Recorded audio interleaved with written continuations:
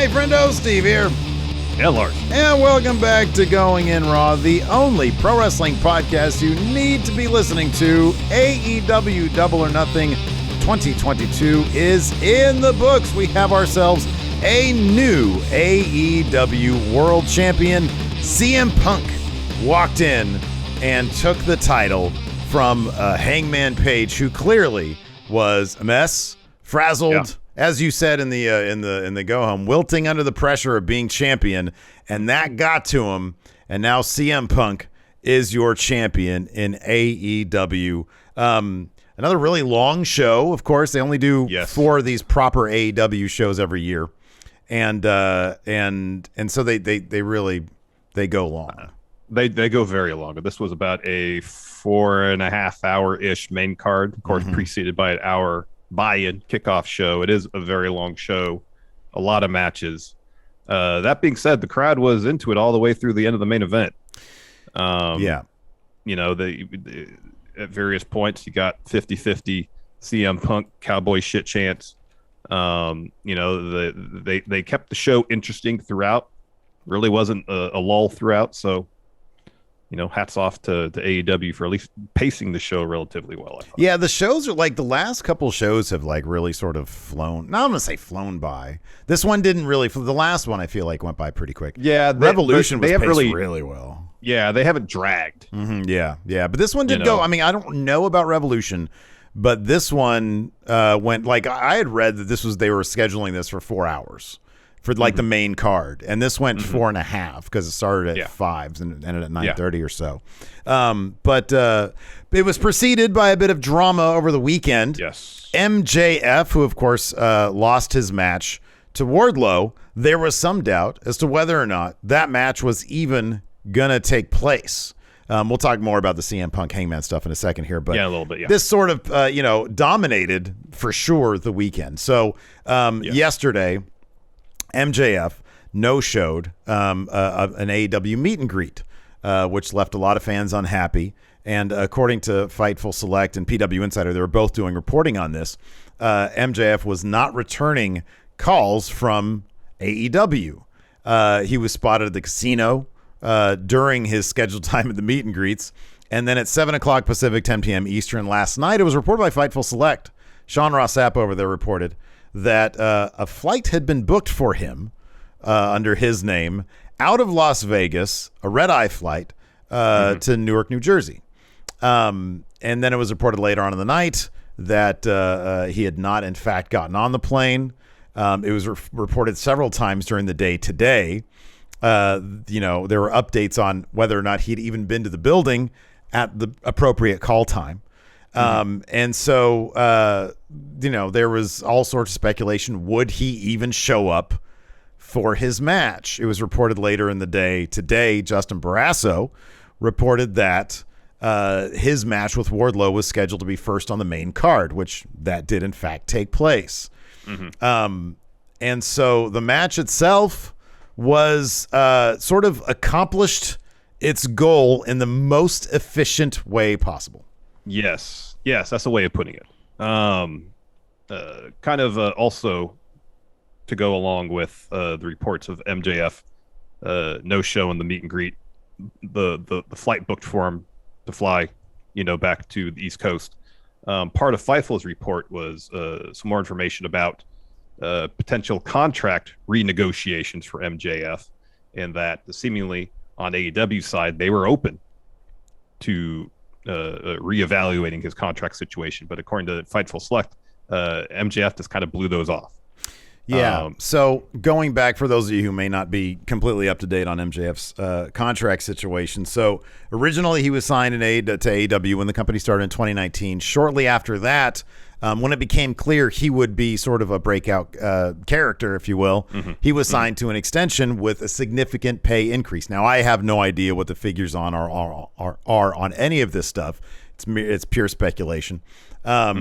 But that evidently, especially with the influx of many WWE releases, seemingly became a point of contention for his own contract.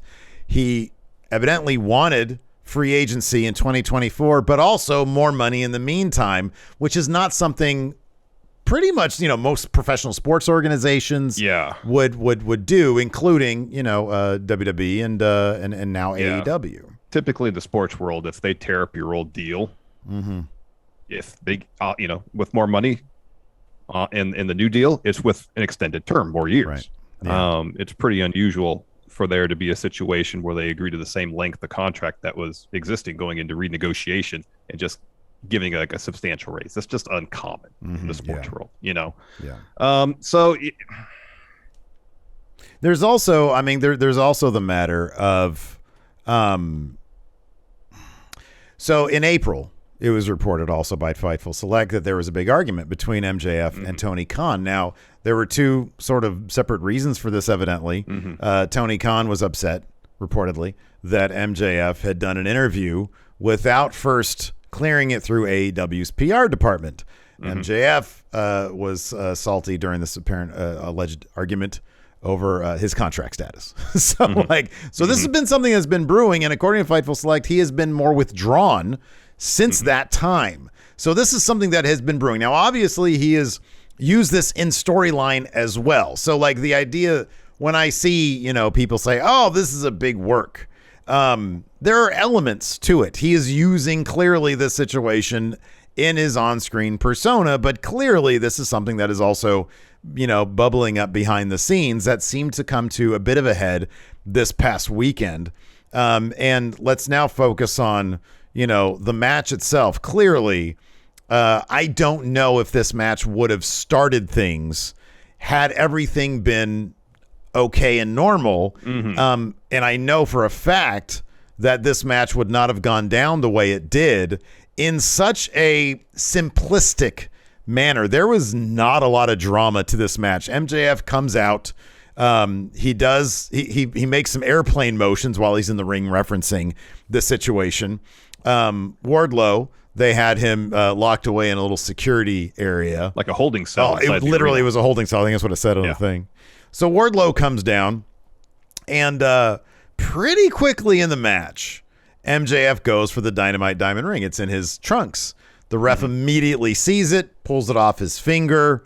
It was almost a parody of an MJF match, because many of his big matches, most of his big matches, have been won using the Dynamite Diamond Ring. The Dynamite Dozen Diamond Ring. That's what it is. No, it's Dynamite Diamond Ring? Okay. Yeah. I thought there was a dozen in there. It is the Battle Royal to determine who wins it. Has a dozen. Okay. Yeah. So, but it honestly, it felt like a parody of an MJF. It really did. Match. Given the news over the weekend, it really makes one consider what MJF's future is with AEW. Not just long term in 2024, but in the here and now. Yeah. If it's a situation, this is speculation. We have no inside information.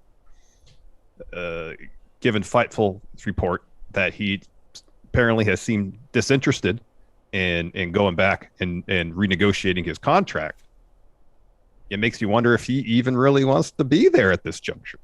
Well, it's funny because I was watching Sean's Fightful update last night. He did a live stream where he was, it was a lot of very educated speculation. People are asking questions left and right. And he is pretty well versed. I mean, he's got both, MJF and Tony Khan in his DMs. And his bottom line on it was MJF just seems unhappy.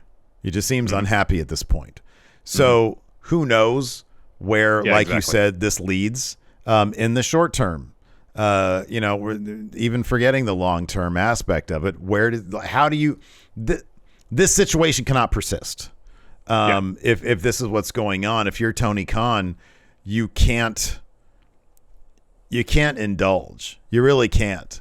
Especially, you and I know have both been insistent that MJF would be a champion. It wouldn't shock me to see him as world champion in 2023, if not certainly in 2024. But Fightful Select today reported that contract's up. I'm sorry, 2022. It wouldn't have shocked me to see MJF as champion. Certainly 2023, January 1st, 2024 is his contract's up.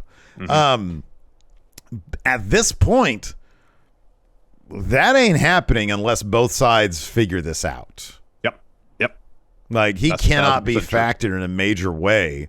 And in fact, if you're Tony Khan, you gotta show him, hey, listen, I'm not going to be held hostage. Now, I'm all for the workers getting their thing, getting their nut, Definitely. right? 1,000%. But if what's been reported is true, there's a certain way things are done in the sports world. And if AEW has been, hey, we want to negotiate with you to give you that big money, but you're going to be with us through 2026 or 2028 or whatever. Kyle O'Reilly just said he signed a 5-year deal with AEW. So if that's the case, we're looking at 2027, perhaps, where he'd be set in AEW. And if he wants that money now and free agency to see what Vince is going to give him in 2024, that just doesn't seem very realistic. Yeah. If that's the case. If that's the case. Another thing you have to worry about, too, is in 2024, if he walks into free agency, let's say short term, he and Tony Khan settle their differences. They work something out. Tony Khan decides, all right, we'll proceed with the idea that MJF will be champion. Because just 3 months ago, that seemed inevitable. Yeah. So MJF walks into free agency in 2024, and he has all the leverage. He'll have huge offers coming from AEW. He'll have huge offers coming from WWE. Now, say he says, all right, I'm miserable in AEW. I don't want to be here anymore. And Tony Khan's like, all right, I understand. We'll let you go because you don't want to be here. He loses some of that leverage when talking to Vince. Not to say Vince won't still give him a substantial offer, but just from the perspective of leverage, possibility exists that he's going to get nowhere near the offer that he would have gotten had he waited until 2024, financially speaking, That's a possibility. I don't know, because Cody seemed to have still gotten everything he wanted. I mean, at least he framed his, new deal as the most complex one in WWE history, and it seemed like he had possibly lost some of that same leverage. So I don't know. I think that MJF is worth to go over to WWE, especially now. He's worth a lot of money. He really is. I mean, that kind of perception right there, that's worth a lot of money. And he's been growing them muscles too to look WWE size. So yeah, I don't know. I don't know about any of that. I mean, he's still very young. What is he, like 26 or something like that? He's like 26. I know. He is. So yeah, it'll just be interesting to see how all this plays out. I'm glad that he still showed up. I feel like a lot of the drama was just sucked out of that match. It really was. Because like I said, it really did feel like a parody of an MJF match. Wardlow got his 10 power bombs in, which is what I figured would be the number. And he got the pin there on MJF. But yeah, at the and then MJF got stretchered out, seemingly writing him off TV until maybe they figure it out. Yeah, that would seem to be the case. Yeah, totally. Let's take a quick break here to get a word from our sponsor, BetterHelp Online Therapy. Steve? Yes. Life can be overwhelming at times, and it's easy to feel burned out without realizing it. While burnout is often associated with work, any of life's roles can lead to burnout. That's true, man. So if you're feeling fatigued, irritable, or unmotivated, you could be dealing with burnout. And BetterHelp wants to remind you to prioritize yourself. Talking to someone can help you find out what's causing the stress in your life. Yeah, I've been there before. I felt that fatigue, that lack of motivation, that irritability that comes with burnout. And I've gone through the process of trying to find a therapist, so I know how difficult it can be to find the right person to talk to.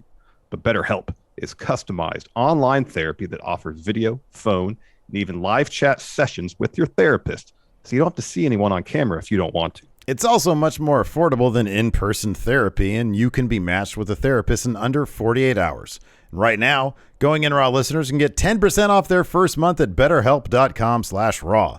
That's BetterHelp, HELP.com/raw. And before we get back to the show, let's get a word from our sponsor, Chime. Hey, Larson. Yeah. You know me. I don't like to wait for stuff.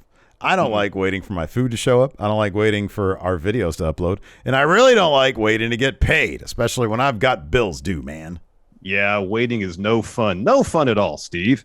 But I've got some good news for you. With Chime, you can get your paycheck up to 2 days early with direct deposit. That's 2 more days. I say 2 more days to save or pay bills. While getting paid early is wonderful. It's really great. There's a lot more to Chime. It's also an award-winning mobile app, checking account, debit card. And Chime even offers an optional savings account. So what are you waiting for? Hopefully not your paycheck. Get started with Chime today. Applying for a free account takes less than 2 minutes and does not affect your credit score. Get started at chime.com/raw. That's chime.com/raw. Banking services and debit card provided by the Bancorp Bank or Stride Bank, NA, members FDIC. Early access to direct deposit funds depends on payer. And before we get back to the show, let's take a quick break here to get a word from our sponsor, Upside. I got to tell you something, Larson. What's that? Every time I'm out getting gas or grabbing some food at a restaurant, I'm noticing that everything is more expensive. This inflation is really hitting me where it hurts.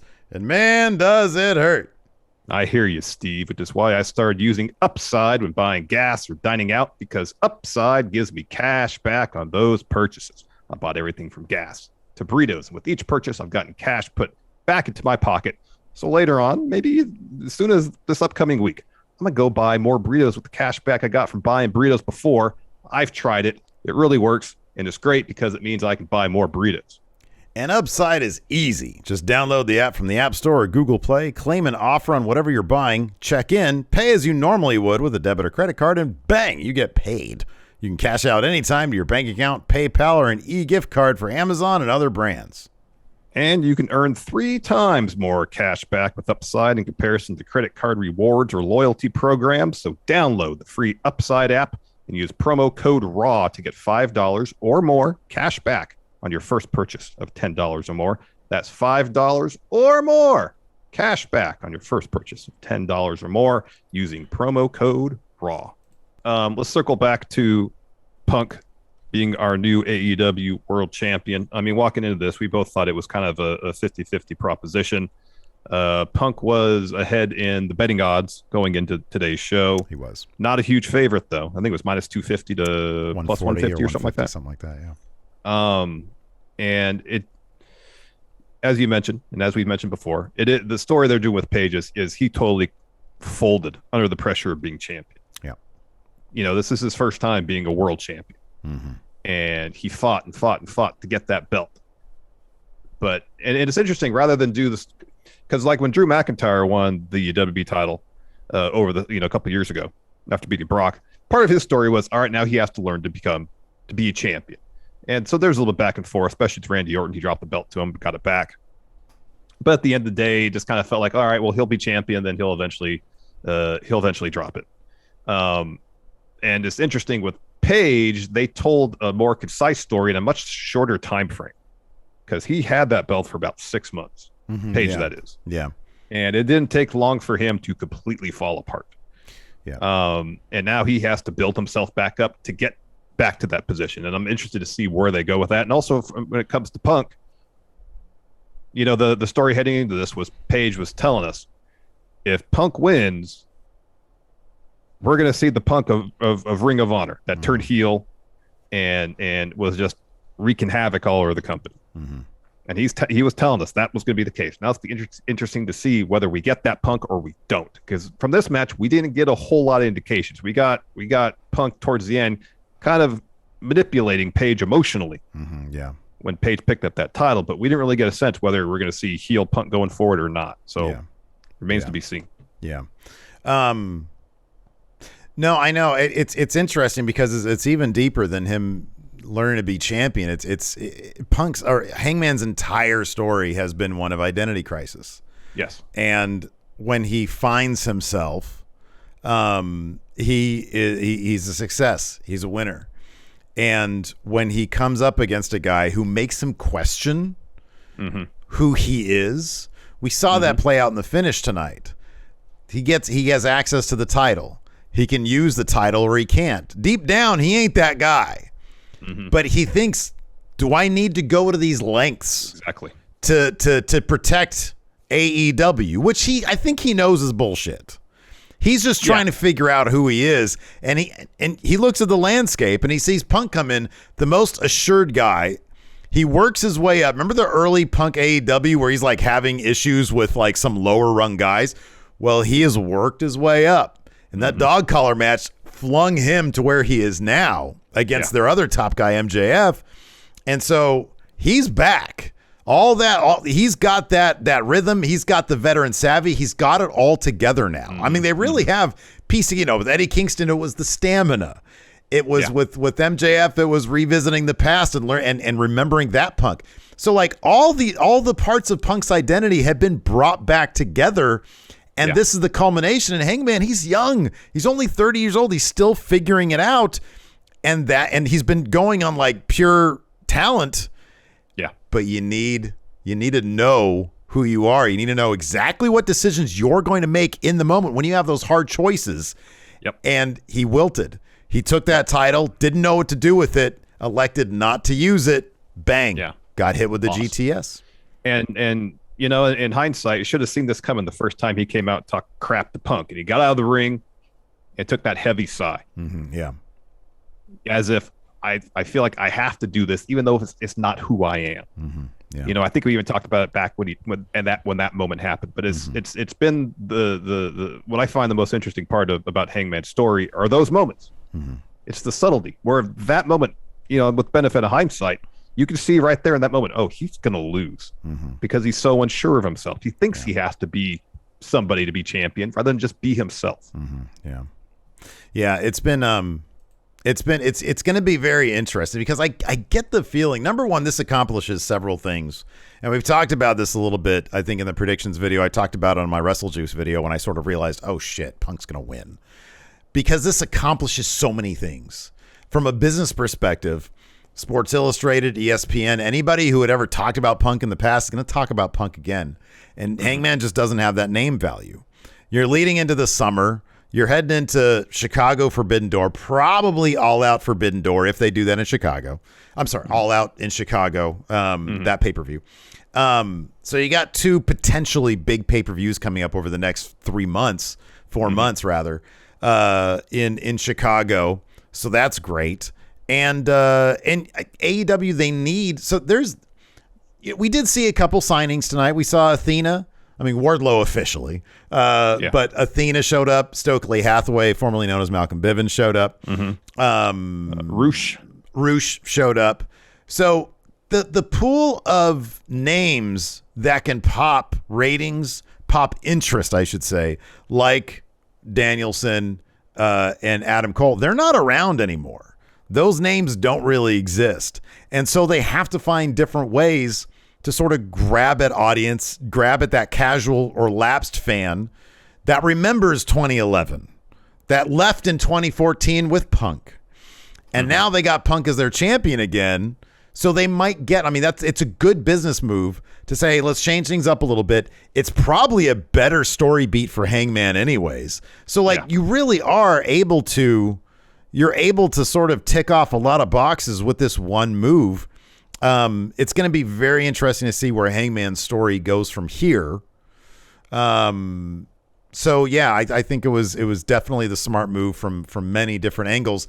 It's interesting that Tony Khan actually did pull the trigger on it because he seems like a guy who had the plans for his champions even prior to maybe CM Punk signing on. And I wonder if at any point he had somebody else penciled into this spot, maybe later down the line. Because as you said, this is a relatively, I think Jericho's was shorter than this one. I think Mox took it off Jericho in a shorter span of time. I was looking at the reigns the other day, but I think this is the second, besides Mox and Kenny obviously had it forever.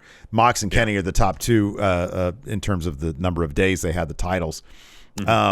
But November just does feel like just yesterday when he won this thing. Jericho had it 182 days and Page had it 197.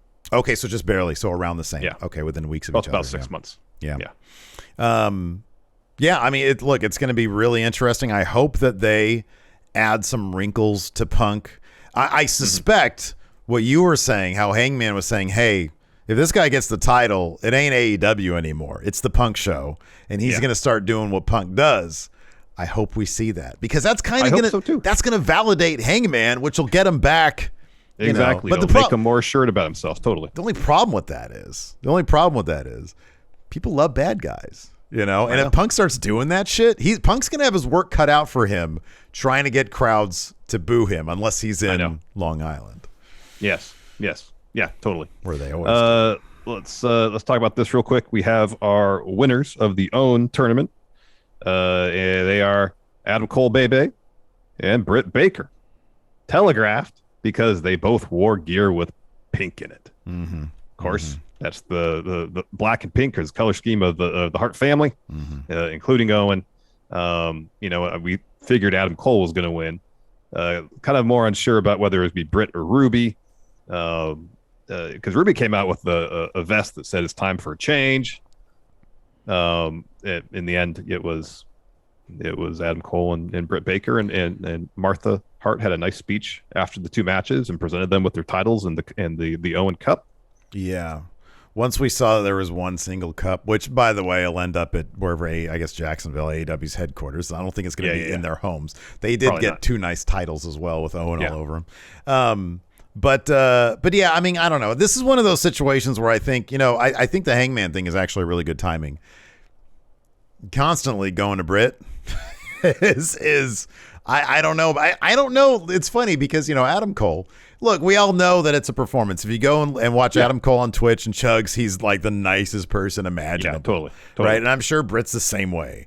You can't be digging in people's mouths all day and not, have a good demeanor. Well, marathon man, I guess. But yeah, I don't know. I think that your point about Ruby was a sound one. It's just Tony doesn't care about that, seemingly. It should have been her time. And in fact, talk about the betting odds had her.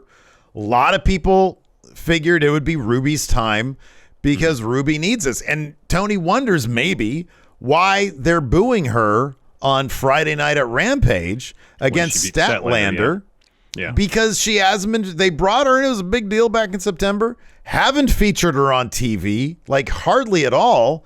And there isn't really a good sense. And honestly, that was sort of Ruby's thing in WWE. She might love it in AEW because it might just be a different atmosphere and culture. And that's great. If she likes it, they're great. From a fan's perspective, I don't see a lot of difference between WWE and AEW with her, because I still don't really know who the hell she is. Like, she has not been presented as somebody who has, like, all I know is from her promo, now is the time. That's my time. I've been waiting around long enough. It's my time. Well, I mean, JR said on commentary that she owns a farm. Well, there's that. So maybe that'll be, for the audio listeners, Larson said that with all the snark on his face right there. Yeah, JR needs to go. This is a long time coming. He needs to go. He's not very good. So we got this here, Sinister Steel. So I know Sean Ross Sapp on his post show had indicated that he had texted MJF and he got a response. And that was his tease. Come to the post show. So I'm glad Sinister Steel did that, because we're going to Sinister Steel this scoop. Now, he said MJF said that he showed up right before the show, left right after it. Now he's got a lot to think about. So he's going to go dark again. So I guess he just got to figure out what the hell's going on in his head. Which is fine. We all have to go through that sometimes. Exactly. But I want to throw this your way, man, because I've seen this in the chat and some people are being kind of rude about it. But I think it's a valid question to bring up, largely because we're going to get this in the YouTube comments. We're giving MJF a little bit of shit for the current situation, for wanting the cake and eating it too. However, we showered praise on Sasha and Naomi. Yeah. Tell them explain the difference here. I think you did explain the difference is from the reports that we've gotten, that we've read. Sasha and Naomi took their concerns to Vince, and I don't know if he necessarily blew him off, but at the end of the day, he just did what he wanted to do, versus the MJF situation where he took his concerns to Tony Khan, and Tony Khan seems open to addressing MJF's concerns. For me, that's the difference. Yeah, that's a good point. It's two completely different scenarios. One is a matter of creative input. It's, hey, I want to have MJF should have no issues with the creative. He goes out there and knocks it out of the park, and seemingly him and Tony Khan have always been on the same page creatively. MJF has been a featured performer Sasha Banks would probably die to have his level of creative freedom, because that dude has been creatively treated wonderfully. And look, you can't say that about everybody in AEW, but MJF, you certainly can. Yeah, 1,000%. Sasha Banks is a person who takes pride in her craft. So that has nothing to do with money. This has to do with money. MJF wants a deal that isn't typically seen in sports or in sports entertainment, pro wrestling. And he, yesterday, when it came to the meet and greet, he didn't, people plunked down money to see him specifically, and he no-showed that. Tonight, he showed up, did his job, and then left. I'm not going to necessarily dump on the guy. If he thinks he's worth that money, great. But it seems like, again, from the reporting, there's been overtures from AEW to say, hey, this is how this business works. And he kind of wants it both ways. That's the reporting. Yeah. I mean, we say over and over, we don't besmirch anybody for trying to get paid.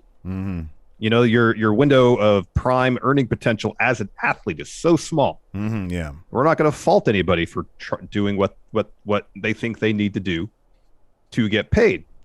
But at the same time, if whoever is writing your checks is open to discussing giving you the raise that you might want, and then you blow them off, I mean, if it feels like both parties have to come to the table in that kind of situation, you know? Yeah. And creatively for me, speaking, that's the difference, you know? Creatively speaking, Sasha and Naomi walk in there and say, hey, we want this division to be treated properly from a creative standpoint.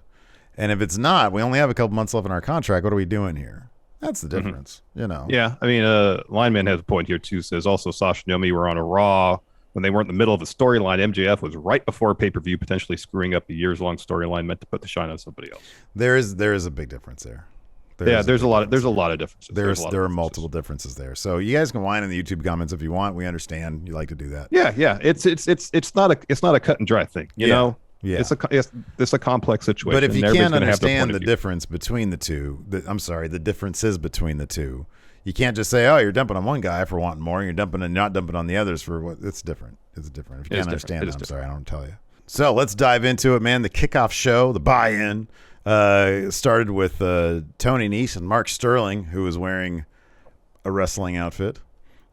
Silver and that matched what Tony Nese was wearing. It did. It also matched Sterling's hair, which was cool. It was silver and gold, I think. Versus Hookhausen, the wildly popular team here. This is a fun match. Lots of comedy bits here. So Hook ends up going on a bit of a run. He's about to land a Sterling, and Danhausen wants to be tagged in, and he doesn't do any moves. He just stands on Sterling for the win.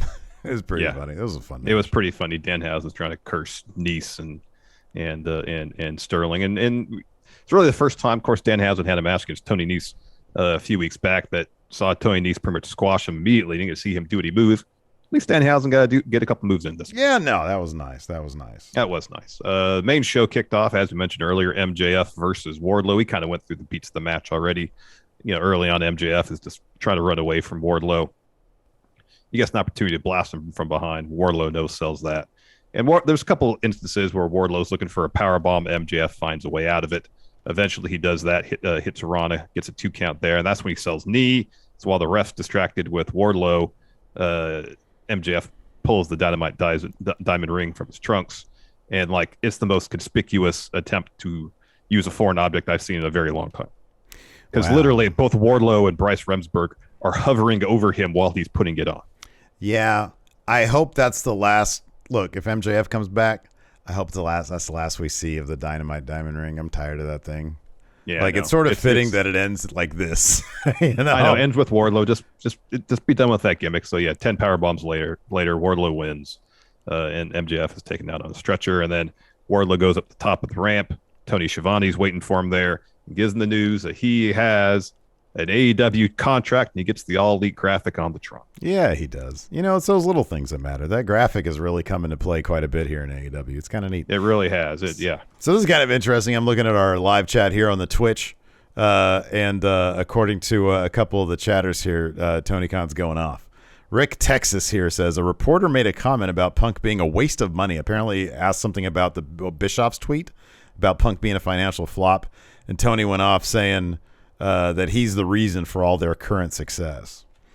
So, and apparently he was dropping a lot of the F-bomb. So, wow. Interesting stuff. It's going to be an interesting watch a little bit later. We'll talk about more on that tomorrow on tomorrow's episode. But first up, we've got the Young Bucks versus the Hardys. This was a ton of fun. It was a pretty brutal match. Jeff Hardy was. Man. Oh boy. Well, his boot broke during the course of the match, and it kind of, I don't know, it seemed like it laid him out for a bit because we thought he was hurt. And maybe he was still, but like one of his boots was barely hanging on. He had trouble getting up the top rope. Yeah. So I mean, hopefully it was just the boot that caused the issues and not any sort of injury. But yeah, this was a lot of fun. Of course, the Young Bucks on Rampage were employing a lot of the Hardys moves, as well as cosplaying as the Hardys. They didn't do that here. They had some Elvis-inspired gear. But at one point, they did hit a Twist of Fate Swanton combo. Jeff kicks out of that. So the Young Bucks are looking for a BTE trigger. Jeff moves out of the way, so the Young Bucks knock knees. But they end up just doling out a ton of super kicks to the Hardys. The Hardys aren't staying down. Yeah. Bunch of super kicks, they'll get up. Yeah. So eventually Cutler moves the ring steps closer to the ramp and turns them sideways. So Matt Jackson puts Jeff on him. Nick goes up the top. Jeff fights Matt Jackson off. Matt Hardy hits Nick with like a razor's edge, and then Jeff puts Matt on the steps, and then goes up top, hits a swanton on Matt on top of the ring steps, and then Matt Hardy hits Nick Jackson with a Twist of Fate, gets a 2. Eventually, we get Twist of Fate, swanton, gets the win, and Jeff Hardy, as soon as the pinfall's counted, he hops the barricade, runs in the crowd a little bit, and then comes back and celebrates with his brother. Yeah. No, it was a fun match there. After that, we had a little a video bit here with the Ass Boys, the Gun Club, and the Acclaimed. Going full bore there in Vegas. There's a little video of Billy Gunn in the morning finding them all knocked out. Of course, he looks at his sons and he says, "What a disappointment." He looks at the Acclaimed and he's like, "Oh, look at how cute these guys are." He covers up Caster. It was a funny little moment here. After that, we had Anna Jay versus Jade Cargill. This is a wildly overbooked match. It really was. It was interesting. It was interesting that, Jade's been so dominant. Yeah. And she's already beat Anna Jay once, and maybe they just overbooked it to make it interesting and because of that. But yeah, it was really overbooked. It was. Look, I get the idea that, I think they think Anna Jay is coming along, and they want to help protect some of their wrestlers. I get that. Can't all be squash matches. I kind of feel like they should all be squash matches with Jade Cargill. But yeah, so golly, I don't know. Like, we had the baddies come out. We had Statlander come out. John Silver came out, hitting Sterling with the brain. Sterling came out. He hit him with the brain buster on the floor, which was rough. Jade she's got one of the best tour of the islands, man. It's so sick. Oh, it's amazing. I don't want to say it's better in Cobb's, but it might be better in Cobb's. She gets a 2 with that, looks for a Jade. Anna reverses that into a Queen Slayer, but Jade's able to power up, rams her into the corner. Anna goes up top. Jade sweeps out her feet, sits on the top rope. Anna tries to elbow out of that. Stokely starts coming to ringside, which was awesome. Stokely Hathaway, a.k.a. Malcolm Bivens. I should say FKA. And then Jade hits like a super Jaded from the second rope to get that win there. And then Jade's about to blast Anna with the title. That's when Statlander runs to the ring. Red Velvet steps up to her because they got beef. Athena makes her debut, which was awesome to see. Yeah, that was great. I'm really excited. She steps up to Jade, and then the baddies all take their leave. So great to see Athena in AEW. If I'm not mistaken, she also got the AEW graphic. Yes, that's what I heard too. And Stokely did as well, apparently. That's what we heard during the stream. Yeah. After that, we had House of Black versus Death Triangle. I believe someone in our live stream chat said this is basically a PWG tag match, and that's 1,000% correct. It went all over the place. It was insane. It was crazy. At one point, I thought Brody King just about severely injured Ray Phoenix, not in some sort of botch move with the devastating pile driver. Oh, man, yeah. That pop-up like driver he did. Oh, that's a beautiful move. That is such it really I've seen is. that so many. It's so beautiful. Yeah. It really is. Finally. It was fantastic. Finally, we got the Julia Hart turn. She joined House of Black towards the finish. So towards the finish, Pac, the ref is distracted. So Malachi goes on this great run. He was sort of isolated. Pac was paying attention to other things. He was making sure that Brody and Buddy Matthews were still out of the ring while Pentagon and Phoenix were going to hit their finish. Well, Malachi comes to. He black masses both of those guys. Pac comes over. He goes on a run against Malachi. He goes up to the top. He's about to hit him with that either the 450 or the Black Phoenix. Arrow. Yeah, the Black Arrow. Yeah, thank you. The lights go down. Lights come up. Julia Hart, dressed in all black, is standing there. She missed Pac with some purple mist. And then Malachi follows with a black mass to get the win for Hobb, the House of Black. Yeah. It was the match was tons of fun. Yeah, definitely check it out. It was a blast. After that, we had Owen Hart Foundation Tournament finals match, I should say. Adam Cole versus Samoa Joe. Of course, we saw Robert Pescato here. Bobby Fish showed up a couple times, and that sort of thing. There was no the other guys. Jay Lethal or Sanjay Dutt or Satnam Singh. I was kind of surprised. I mean, I'm not surprised that Bob Fish got involved, but I'm a bit surprised that they didn't kind of like advance the story of this feud that Joe has with Jay Lethal and Sanjay Dutt and Satnam Singh. To build up more heat for that feud by having them also kind of help cost him this match. Didn't happen though. The level of interference from Bob Fish wasn't even that extensive. Yeah, it was like I think 2 distractions basically. It really, yeah. So down the finish, so Joe hits this huge power bomb on Cole, gets a 2.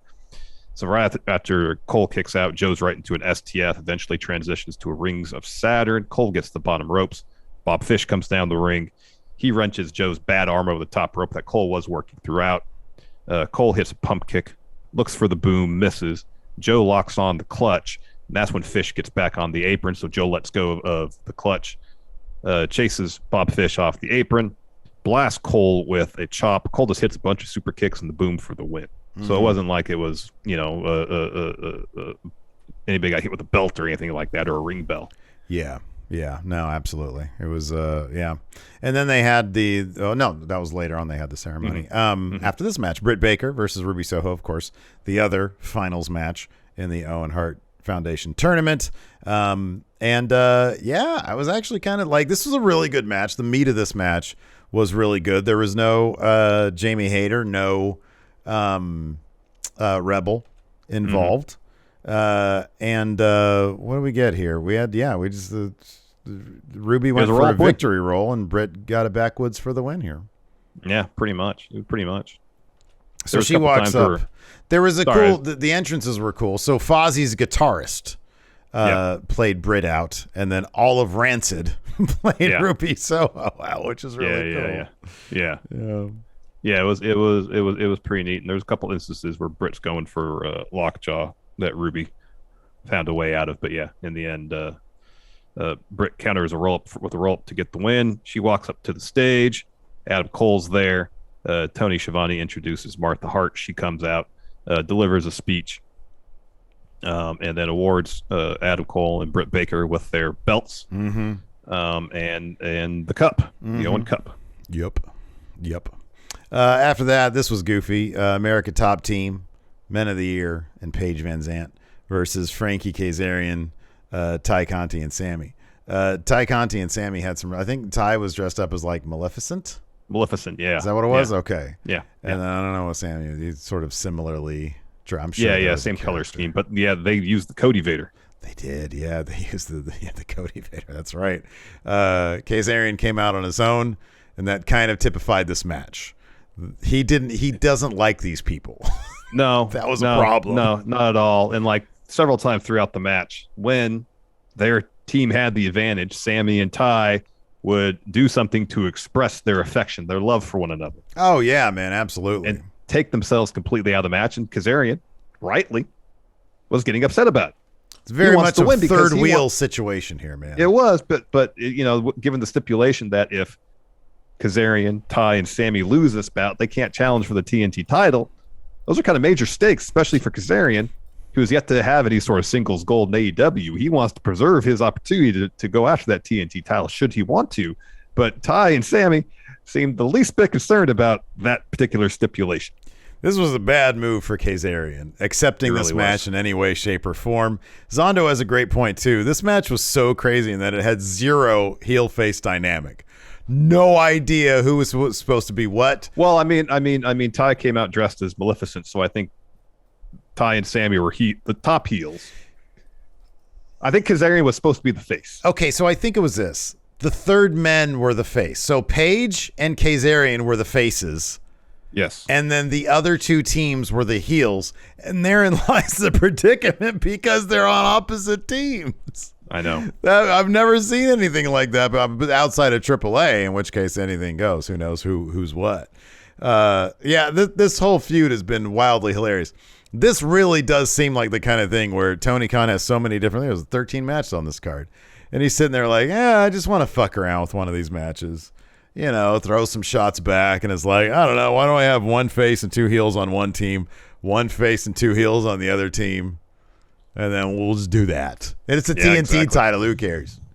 Yeah, it's the unpredictable title that we're kind of booking on the fly. Yeah. So in the end, Kazarian seems like he's about to walk out. Sorry, be back to track a little bit. So Paige Van Zandt eventually gets the hot tag. And she goes on a pretty extensive run against Ty. Ty, though, eventually turns the tables, hits a bunch of pump kicks, backbreaker. Sammy comes in, and they just start, making out. Yeah. So American Top Team surrounds them. And the Sammy is telling Kazarian, hey, get on the apron. So Kazarian gets in the ring, essentially tells him to F off. Seems like he walks out, but he doesn't because he gets back on the apron, takes out Scorpio Sky, hits him with a slingshot cutter, and gets 2. So Ty gets in Kazarian's face and gives a bunch of crap. And Sammy is trying to super kick Kazarian. Kazarian gets out of the way. Sammy super kicks Ty instead. And so Kazarian throws Sammy out of the ring. He gets kicked in the head by Ethan Page, and then Scorpio Sky follows with a TKO to get the win. So Sammy Guevara can't challenge that TNT title. Yeah, good news. That's good news. That is great news. Yeah, it's great news. You're right. The title looks great on Sky. That new title is awesome. Give them a bit of a reign. The Lakers title is beautiful. It looks great. It's beautiful. After that, we had a really hard-hitting match. Kyle O'Reilly defeating Darby Allin. This was so much fun. Aside from the Arena Warfare match, or Arena, whatever it's called. Anarchy in the Arena, yeah. Aside from that match, this match was super fun, man. It was they did this great spot. They had to redo it, but Darby Allin did his awesome suicide dive. Now they were up against sort of the rails. They were like on the far side of the ring. And so Darby does a suicide dive, but he goes low in order to get caught by Kyle O'Reilly. Well, he sort of misses it because the margin of error is really thin there. Yes. And so they replicate the spot and they do it successfully on the other side where there's a little bit more room. But that sort of typified this match. Like, it was a little bit on the sloppy side, but it was physical. These guys were they were very creative in the ring, just trying new shit. Didn't all work, but it was wildly fun to watch two guys just go at it like that. I really like this match. And then, Kyle O'Reilly used Darby's chain to choke him out and then hit his top rope knee, which is always great for the win. But this was a lot of fun, man. It was really physical. Like within the first 3 or 4 minutes, Darby's bleeding from the mouth, Mm-hmm, yeah. And that's that first suicide dive spot that was missed was a little scary, but then they came back to the other side. Kyle got the choke on. Really physical, good stuff. Next, we had Serena Deeb challenging Thunder Rosa for the AEW Women's Title. This was fantastic. There's some really great technical wrestling to start this bout. Really good. And then, of course, like most matches like this do, it starts technical, gets a little chippy, starts getting more physical.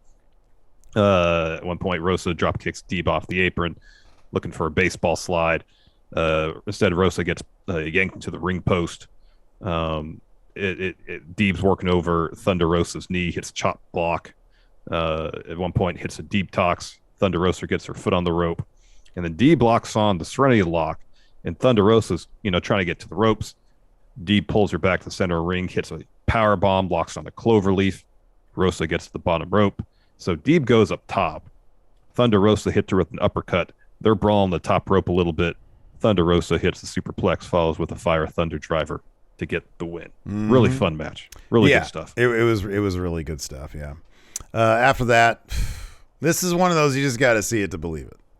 Bonkers. Anarchy in the Arena match. Jericho Appreciation Society versus the Blackpool Combat Club plus XLAX, Eddie Kingston, Santana Ortiz. One great thing about this match, Mox's theme played on a loop for the first solid 7 to 10 minutes of this match.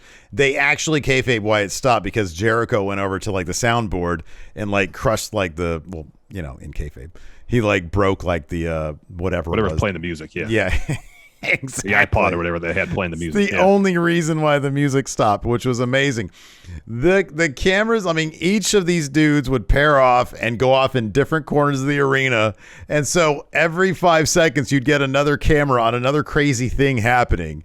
The fact that they were able to stitch this match together as well as they did is a testament this was not an easy task for TV direction. No. Because we had at one part of the arena, you had Santana Ortiz hitting a powerbomb blockbuster combo, putting Hager, I think, through tables ringside. You got Eddie getting destroyed by Daniel Garcia. You had Matt Menard bleeding all over the place, walking up and down the stairs through the crowd. There was stuff going on everywhere. You had Mox and Jericho brawling for the first half of the match all through the crowd. Down the stretch, so they're kind of the final four in the ring down the stretch were Mox, Jericho, Hager, and Danielson. Basically everybody in this match. Well, 2/3 of the participants got busted open in this match. Yeah. So Mox, Jericho, Hager, and Danielson, they're all in the ring. They're all trading hands. Eventually, Danielson and Mox get the advantage. They're dropping some 12-6 elbows. Danielson locks on a yes lock on Jericho. Mox puts Hager in the Bulldog choke. And then Eddie Kingston. This was great. So Eddie Kingston had just gone through. Beat up. Matt Menard it was a bloody mess. Him and Garcia both take it to Kingston somewhere else in the arena. So Kingston shows up. He's been through a war already. Kingston's got busted open too. He's bleeding all over the place. He's bleeding all over the place. He's dead. His soul is dead. It's gone from his body. The man literally looked like a zombie stalking to the ring. And he had a can of gasoline with him. So Danielson has Jericho in the lock. Kingston shows up, just starts dumping gasoline on both of them. So Danielson gets up. What the fuck are you doing? He attacks Kingston. Well, Eddie gets a lighter out. He's about to light. He's about to light him. Yeah. And Danielson comes over and smacks it out of his hand, and they start fighting. Yeah. And Mox is like, oh gosh, and tries to get between them and separate him. Then Jericho comes, blasts him with the chair. There had been a barbed wire board pulled out from under the ring by Mox, put on a table. Hager pushes Mox through that. Oh, by the way, Mox undid all the top turnbuckles. That was used as a weapon several times. So there's no top rope. Yeah, right. So then Jericho hits Eddie with the Judas effect. And then Hager and Jericho focus their attack on Danielson. He eventually fights out of that, hits a knee plus on Hager. And then Jericho tries to hit Danielson with the chair. Instead, he eats knee plus with chair. Danielson covers. Jericho kicks out. So Danielson hits kicks on Jericho, and he looks towards camera and says, and now I'm going to kick his fucking head in. Yeah, he yells it, yeah. Yeah, and then Hager comes from behind him, blasts him with Floyd in his leg. Jericho puts on the walls of Jericho, and then Hager takes the ring rope, ties it around, or wraps it around Danielson's neck, starts choking him with it, and Aubrey Edwards, the ref, Danielson was out, calls the match. Mm-hmm. JAS wins. Yep.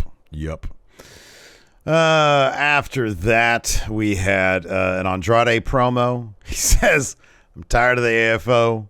I hate the name. I hate the group. It's a bunch of losers. And he says, we're bringing in one of the best wrestlers on the planet. There's a knock at the door. Roosh, former Ring of Honor world champion, I'm sure multiple-time champion in CMLL. Mm-hmm. He comes through. Former LIJ member or he and Andrade founded Los Ingobernables. Yeah. Andrade looks for a handshake instead. He puts the fist out. Yep. So that's cool. That's good. I'm glad the AFO is done with, man. There's too many people. There's too many talented people in AFO that should be not losing all their matches in a losing faction. Yeah. Exactly. Then we had America Top Team interview. They say they're feeling pretty good about being done with Sammy, moving on to better things. And then Sky says now that Sammy and Kazarian can never challenge the TNT title again. I wonder who's next to step up to face him. Dante Martin steps in.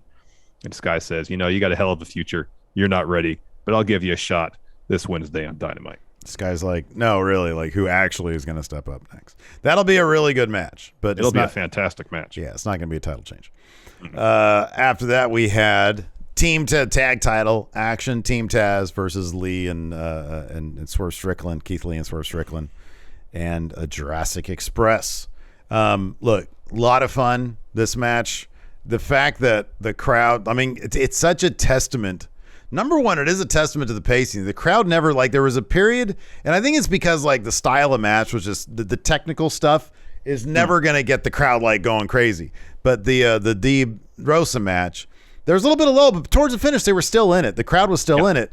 And all these matches kept the crowd in it for, you know, at this point, 5 hours, or at this point in the card, 4 hours. So yeah, and this was a really fun match, a great spotlight for all these teams. My heart was broken a bit because Team Taz couldn't get the win, but I figured that'd be the case. Jurassic Express, when they lose those titles, it's going to be straight up. It's going to be against one other team, not in a wonky way like this. Christian got involved a couple times to save Jungle Boy and Luchasaurus from losing. At one point, Luchasaurus accidentally kicked Jungle Boy, so they're sowing the seeds of Jurassic Express falling apart. So this is the longest. I mean, tapestry. Julia Hart got misted 6 months ago, it feels like, and now she just finally joined with House of Black. So yeah, way too long-term storytelling. Way anyways, so towards the end, Starks hits Keith Lee with the FTW title. Swerve then posts Hobbs. Jungle Boy super kicks Swerve. Starks is looking to hit Jungle Boy at this point with the FTW title until Christian pulls him out of the ring. Swerve goes for his top rope stomp on Jungle Boy. He evades, and Jurassic Express hit their finish to get the win. Yep. And then we had our main event. Now, Larson, preceding this main event, unless there was some sort of time limit draw, unless there was a power outage and they said, we're going to pick this up on Dynamite, and there's no winner for this match, I was out of it, and it was you and the Enforcer. And the Enforcer if the Enforcer got his pick right, he wins. Yeah. He wins. Yeah. And so I just go the opposite. What have you picked? This poor son of a bitch. Now I have been in this position before. Mm-hmm. And it's a tough one to be in, especially with a match like this. Where it's 50-50. Especially like a match like this where it's 50-50. Mm-hmm. And I implored him to go with Punk, but what do I know? I ain't been champion since January, so what do I know? He went with Hangman, and so you have retained Big Red. It remains with Larson. You know, and I said this before we started. I backed into this victory. Enforcer had himself a hell of a month. He got more correct picks this month than either of us did. Yeah, true. Enforcer deserved to win it, and I'm bummed out he didn't get to celebrate a victory and win Big Red. I'm fortunate enough to hold on to it for one more month, but now let me ask you something. June is anybody's ballgame. When he said I'm going with Hangman, inside, what was your gut reaction? Because I want to know who the hell you would have picked if you were in the advantage spot. Who do you think was going to win this match in the end? Because I felt it was going to be Punk. I didn't feel great about it, but I had an answer. When he said Hangman, there was a sense of relief. Oh, okay. Okay, that's what I want to know. I don't envy his position. That's a horrible position. It's a tough spot to be in. So, like, honestly, when this match was happening, I just wanted a good match, and whoever won. You know, that was my attitude. If I won, I knew I was going to back into it, and I really didn't deserve it. Enforcer really deserved to win it, and I wish he had. And, you know, like I told him, Jordan lost in the conference finals twice before winning 6 rings. You know, sometimes you face that heartbreak. So condescending. It's not condescending. So condescending. And you come back stronger. Oh, my goodness. All right. There's no snark, no condescending here. I want Enforcer to win. Dripping. I know you. Anybody. I just don't want you to win. Anybody dripping. No, there's not. This is honest and heartfelt, Steve. All right. So that brings us to our main event. This was a physical match. This was an absolutely physical match. The chops, the kicks, CM Punk working Hangman's knees, CM Punk trying to hit That buckshot lariat. That's a tough move to do. It is. And his freaking knees just sort of gives out, I think, on the second attempt. And then he has to spring back up. But my God, that's a rough move to do. Yeah, it's a brutal move. So yeah, it was just again, it was Page, I think, trying to be something that he simply isn't. He was searching for himself this entire time, and he'd preen to the crowd using the go to sleep hand motion. Not him. And all these like looks of like, oh, I'm devious. I can stoop to his level. I can be that Punk. It's not him. But he was doing that this entire match, and it made for a fascinating story. And in the end, he sent Punk over a table on the outside. Yeah. And he grabs the title and says, "You're never going to get this. This is never going to be yours." Yeah. And the ref grabs the title from him, brings it inside, and sort of puts it in the corner. So, of course, Hangman goes for a buckshot. His legs give out. Punk gets him up for a GTS. Ref bump. And so they both come to. Punk later than Hangman. Hangman gets up and he looks at the title in the corner. And he sees it. He picks it up. He looks at it, looks at it. It would take forever. He looks at Punk, and Punk starts doing this. Like, no, don't. He starts kind of begging, no. Yeah, he's asking for mercy. Yeah. Don't blast me with the title. Don't win this way. And so he throws the title down. Ref comes to, and he gets hit with a GTS. Mm-hmm. Mm-hmm. Yeah. But no, it was an absolutely brutal match. It was a really, really fantastic one, and I'm really looking forward to seeing what happens now with Hangman Page. Yeah, and Punk for that matter too. It's going to be interesting to see, where the road takes them, and if that road converges again. Mm-hmm. Yeah, absolutely. So anyways, that's going to do it for our Double or Nothing review. Twitch chat, stick around. We'll hang out for like a little bit to answer some questions. Yeah. But we're both kind of tired right now. Oh, yes. So thanks everybody for tuning in. We'll appreciate it. We'll be back on Monday, 11 a.m. Pacific, 2 p.m. Eastern at the Twitch, twitch.tv/Steven Larson. Thanks everybody for tuning in. We appreciate it. Until next time, we'll talk to you later.